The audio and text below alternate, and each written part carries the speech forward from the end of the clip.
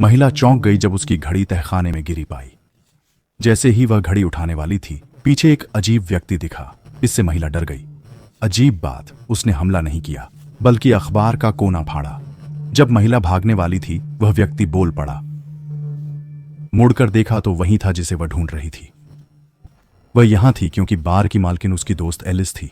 पर एलिस ने अनुबंध पर हस्ताक्षर करते समय एक शाप भी लिया। केटी ने शाप हटाने का तरीका खोजने के लिए जानकारी इकट्ठी की। सौभाग्य से एक पुराने घर में उसे अजीब के बारे में जानकारी मिली। पर बार लौटने पर एलिस गायब थी, तो वह तहखाने में खोजने गई।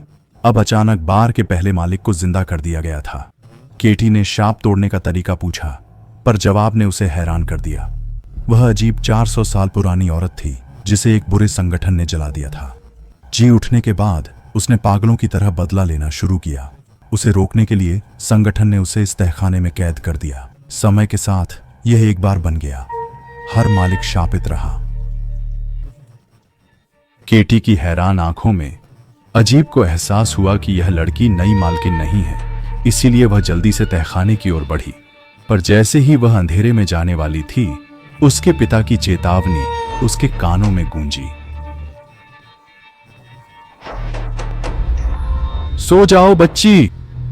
फिर भी वह अंदर गई और एलिस की आवाज पर चलते हुए केटी को पाया। जब दोनों बाहर निकलने वाले थे, एलिस ने अनजाने में दरवाजा खटखटाया और उस दिशा में देखा। वास्तव में एक लाश देखी और अधिक विचित्र बात यह थी, यह लाश केटी की नहीं थी जिसकी पुष्टि दूसरों ने की थी। तब उसे एहसास हुआ केटी को किसी अजनबी ने बदल दिया था। एक विचित्र चीख के साथ वह अजनबी गायब हो गया। एलिस तेजी से भागी, पर पीछे एक डरावनी आवाज उसका पीछा कर रही थी। महत्वपूर्ण पल में नील ने महिला को बचाया, पर सबसे अच्छी दोस्त की मौत से एलिस अपने आप को दोषी मानने लगी। उसने तहखाने को अलग करने का फैसला किया ताकि कोई भी उस अजनबी के संपर्क में न आए। नील ने कहा वह मदद कर सकता है और आराम के लिए 2 गोलियां दी। वह धीरे धीरे उस आदमी के जाल में फंसती जा रही थी। रात होने पर एलिस को पता चला कि नील गायब है।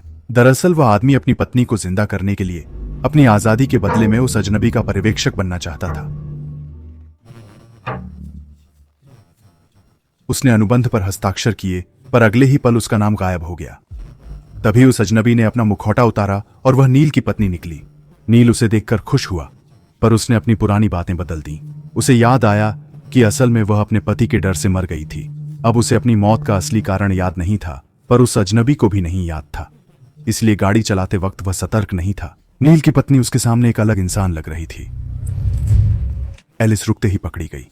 वह मुड़कर भागी और छत पर पहुंची। वह सीढ़ियों से भागने लगी, पर नील ने उसे पकड़ लिया।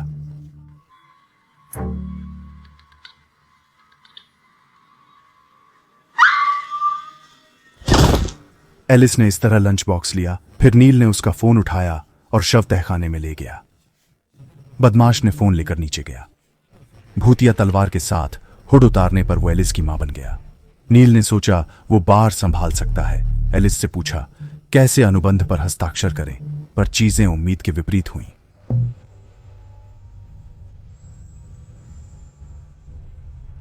मेरा नाम अभी भी अनुबंध पर है, मैं अब भी उसका मालिक हूं।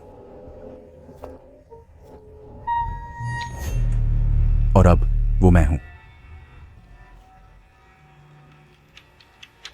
नील को समस्या की गंभीरता समझ आई, पर देर हो चुकी थी। राक्षस मां बना, उसके हाथ तोड़े, फिर पत्नी बना, नील का सिर पकड़ जमीन पर पटका, अंत में एलिस बनकर कुर्सी उठाई। इस पल नील को सब समझ आया। शुरू से ही वे राक्षस के नियंत्रण में थे। उसने उनके लालच का फायदा उठाया, अपनी शक्ति बढ़ाई, अंत में निरीक्षक पर कब्जा कर उसकी आत्मा से एक हो गया। नील को मारकर राक्षस ने अनुबंध और 400 साल पुराना हुड जलाया।